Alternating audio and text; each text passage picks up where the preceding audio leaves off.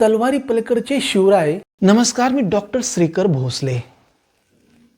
तलवारी पलीकडचे शिवराय या संकल्पनेतील दुसऱ्या भागामध्ये आपल्या सर्वांचं मनापासून स्वागत. मित्रांनो, आपण पहिल्या भागामध्ये पाहिलं की आईसाहेबांनी स्वराज्याची संकल्पना कोणत्या परिस्थितीमध्ये मांडली आणि शिवबांनी या स्वराज्याचे विचार या मातीमध्ये कोणत्या काळामध्ये रुजवले.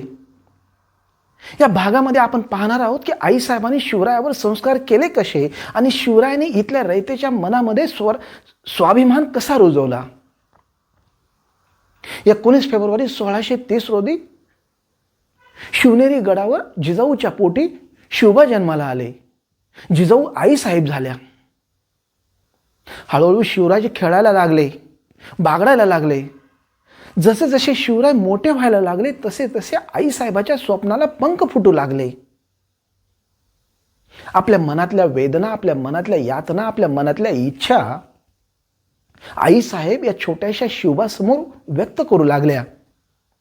त्या शिवबाला सांगू लागल्या की शिवबा, 350 ते 400 वर्षापूर्वी आपला पराभव का झाला? केवळ 8,000ची फौज घेऊन आलेल्या अलाउद्दीनने हजारो वर्षे समृद्ध असल्या आपल्या महाराष्ट्राला केवळ 15 दिवसामध्ये पराभूत करून 350 ते 400 वर्षाची गुलामगिरी आपल्या पदरामध्ये कशी टाकली? यावेळेस आपले राजे, आपले पंतप्रधान, आपले विद्वान काय करत होते? देवगिरीचे सेनापती खुद्द युवराज म्हणे त्यावेळेस सर्व सैन्य घेऊन देवदर्शनासाठी गेले होते. या राज्याचे पंतप्रधान हेमाद्री पंडित हे त्यावेळेस म्हणे व्रताचार शिरोमणी नावाचा एक ग्रंथ लिहित होते. व्रत वैकल्य करायची कशी, उपास तापास करायचे कधी, सत्यनारायणच्या पूजेला शेराचा शिरा बस की पावशेराचा प्रसाद करायचा, यावर शिक्कामोर्तब करत होते. आणि आमचे विद्वान काय करत होते तर संन्यास आश्रमातून ग्रस्ताश्रमात आलेल्या आळंदीच्या विठ्ठलपंतांना परत आपल्या समाजात घ्यायचं की नाही, या संन्यासाच्या पोटी आलेल्या 3 मुलांची मूंज करायची की नाही, यावर खलबत चालू होती. शिवबा हा ज्यावेळेस अलाउद्दीन खलजी 300 किलोमीटर आपल्या राज्यात आला तोपर्यंत आपल्या राज्याला याची कल्पना नव्हती की कुणीतरी शत्रू आपल्यावर चालून येतोय. शिवबा, आपल्याकडे काय कमी होतं म्हणून आपला पराभव व्हावा? आपल्याकडे सातपुडा होता, सह्याद्री होता, समुद्र होता, समृद्ध साधन संपत्ती होती, बलाढ्य अशी मनगती होती, निदड्या छात्या होत्या. शिवबा, कमी पडलं ते अचूक नेतृत्व, कमी पडलं ते नियोजन, कमी पडलं ते संशोधन. आम्ही नरसिंहाच्या, श्रीकृष्णाच्या आणि रामाच्या फक्त आरत्याने धुपारत्या केल्या. आम्ही त्यांचं अनुकरण कधीच केलं नाही. आम्ही शत्रुपक्षांची राजनीती, शत्रुपक्षाच्या महत्वाकांक्षा, शत्रुपक्षाचा धर्म याचा कधी अभ्यास केलाच नाही. त्याच्यामुळे आम्हाला ते समजलेच नाहीत.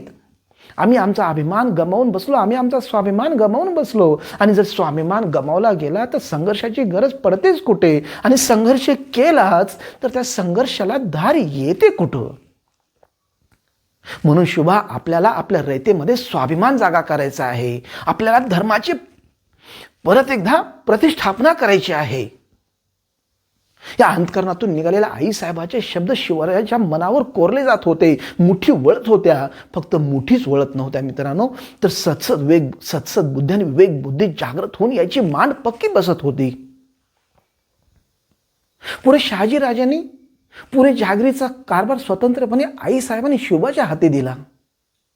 आता 8-10 वर्षाचे शिवबा कारभारासोबत मावळामध्ये फिरू लागले. घोड्यावर बसून मावळातल्या उघड्या निगड्या पोराकडे हसऱ्या चेहऱ्यानं पाहू लागले. हे पाहताच या लोकांना नवल वाटायला लागलं की आजपर्यंत जहागीरदार इथे यायचे ते फक्त लुटण्यासाठी आणि जर बसवण्यासाठी, आणि हे जहागीरदाराचं पोरगा आपल्याकडे किंवा आपल्या पोराकडे बघून हसतंय.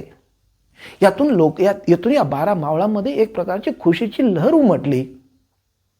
पुढे पुढे हे पोरग घोड्यावर खाली उतरायला लागलं. एखाद्या तरतरी दिसणाऱ्या मुलांच्या हाताला धरायला लागलं. त्याच्यासोबत त्याच्या झोपडीत जायला लागलं. तर झोपडीत असलेल्या माऊलीला आई म्हणून हाक मारायला लागलं. एवढंच नाही तर या उघड्या नागड्या सवंगड्यांना मावळ्यांना लाल महालाचे दरवाजे उघडे करून दिले. हे असं 350 वर्षामध्ये पहिल्यांदाच घडायला लागलं होतं. कारण आजपर्यंत या जहागीरदार फक्त लुटण्यासाठी आणि जर बसवण्यासाठी येत होते. या शिवबांच्या वर्तणुकीमुळे आणि वागणुकीमुळे या मावळ्यांच्या लोकांना आकाश ठेंगणं दिसायला लागलं, स्वर्ग खुजा वाटायला लागला. पण हीच गोष्ट ज्यावेळेस दुसऱ्या जागीरदारांना समजली, ज्यावेळेस ही गोष्ट मुघलापर्यंत गेली, आदिलशहापर्यंत गेली, त्यावेळेस सर्वजण हसायला लागले.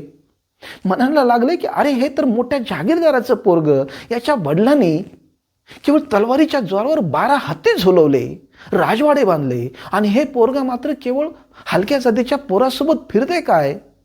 माळ्या कोळ्याच्या 12 बलुतेदाराच्या गरीब बायकांना आई म्हणून हाक मारते काय? हे पोरग पूर्णपणे वाया गेलं असं समजायला लागले. आता शिवबा 15 वर्षाचा झाला होता.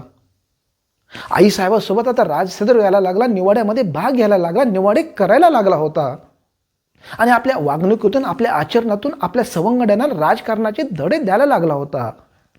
शिवाजी आपल्या सवंगड्यावर किंवा प्रजेवर कधीच रागावत नसत. पण एके दिवशी शिवबा रागावला. कारण गोष्टच अशी घडली होती, शिवरायांच्या सहनशक्तीच्या पलीकडची होती.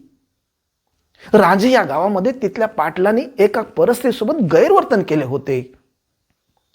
हे ऐकताच शिवरायांची तळपायाच्या मस्तकाला गेली. कारण स्वराज्य निर्माण होण्याच्या अगोदरच हे अधिकारी असे चाळे करणार असतील तर उद्या स्वराज्य झाल्यानंतर काय होईल? स्त्री ही मराठ्यांच्या देव्हाऱ्यातील देवता आहे. पहिला मुजरा हा स्त्रीला झाला पाहिजे, कारण स्त्री ही आई आहे. मग रामायण वाचायचे कशाला? रामराज्य हवे कशाला? एका स्त्रीच्या प्रतिष्ठेसाठी सोन्याची लंका दहन झाली, राक्षस कुलाचा संहार झाला, 14 चौकड्याची दौलत गारद झाली. भर राज्यसभेत केवळ एका स्त्रीच्या निरीला हात लावला गेला म्हणून 18 अक्ष होणे सैन्याचा रणयज्ञ झाला. मग हे शिवबाचं स्वराज्य आहे. स्त्रियांच्या आदरांची प्रतिष्ठापना करण्यासाठीच शिवबा या स्वराज्याच्या रथावर चढला आहे आणि हे कार्य पूर्ण केल्याशिवाय तो उतरणार नाही. शिवबानी हाशमाला रांझ्याला पाठवून दिले, पाटलाला पकडून आणले, गुन्ह्याची चौकशी केली, गुन्हा सिद्ध झाला. गुन्हा सिद्ध होताच शिवबानी शंकराचा रुद्रावतार धारण केला आणि या पाटलाचे दोन्ही हात आणि दोन्ही पाय कापून काढण्याचे आदेश दिले. हा म्हणता ही गोष्ट 12 मावळामध्ये पसरली. लोकाला आनंदही झाला, लोकाला आश्चर्य वाटायला लागलं. अरे शिवबा म्हणजे तारुण्याच्या उंबरठ्यावर उभा असलेलं 15 वर्षाचं पोर, या वयामध्ये बाया नाचवणं, वापरणं आणि विकण्यासाठी सुलतानांना मदत करणं, हे इथल्या गेल्या 350 पावणे 400 वर्षापासून इथल्या जागीरदाराची रीत आहे, इथली परंपरा आहे. आणि हे पोरग काय करतंय? केवळ कुणीतरी अनोळख्या स्त्रीसोबत एका पाटलाने गैरवर्तन केलं म्हणून चक्क पाटलाचे हातपाय कापण्याचे आदेश दिले. मित्रांनो, या घटनेचा समाज मनावर खूप दूरगामी परिणाम झाला. लोकांना आता शिवरायाबद्दल फक्त आपुलकीच नाही तर आदर वाटायला लागला, आधार वाटायला लागला. आपलं कुणीतरी ऐकण्यासाठी आहे, आपल्यालाही प्रतिष्ठा आहे, आपणही स्वाभिमानानं जगू शकतो अशी भावना लोकांमध्ये निर्माण व्हायला लागली. आणि इथंच स्वराज्यामध्ये स्वाभिमानाची बीजे रोवली गेली. पुढे आईसाहेबाच्या विचारावर आखून दिलेल्या मार्गावर स्वराज्याची मांडणी होत होती. पुढे शिवरायांनी मावळ्यांनी तोरणा जिंकून स्वराज्याचे तोरण बांधले आणि याच तोरणागडाची डागडुजी करत असताना धन सापडले, धनाचे हंडे सापडले. पण शिवबाने हे सांगितलं हे धनाचे हंडे नाहीत, तर स्वराज्याच्या निर्मितीसाठी आई जगदंबेने दिलेला हा प्रसाद आहे आणि हे स्वराज्य व्हावं हे स्त्रीची इच्छा आहे. अशा प्रकारे त्यांनी आपल्या या स्वराज्याच्या कार्याला एक धर्माचं अधिष्ठान दिलं.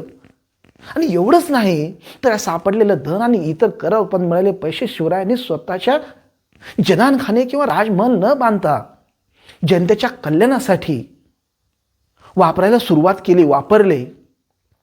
आणि यानंतर जनतेची खात्री झाली की हे जागीरदाराचं पोर, हे शिवबा म्हणजे माणूस नाही तर माणसातला देव माणूस आहे.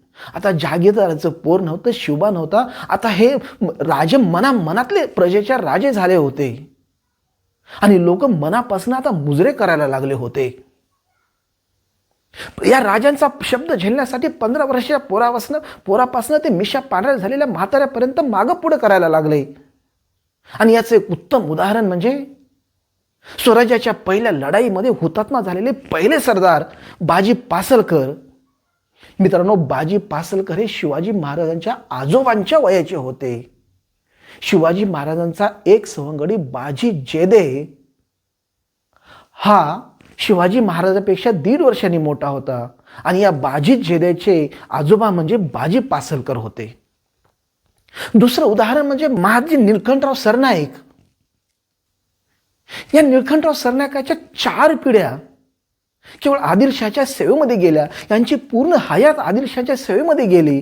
पण ज्यावेळेस आदिलशहाची फौज स्वराज्यावर चालून आली त्यावेळेस शिवबाने तडक जाऊन या निळकंठराव सरनाईकाकडे चक्क पुरंदर किल्ला लढण्यासाठी मागितला. आणि नवल काय ते घडले या शिवबांच्या विचारामध्ये, शिवबांच्या शब्दाखातर या निळकंठरावांनी चक्क किल्ला शिवाजी महाराजांना दिला.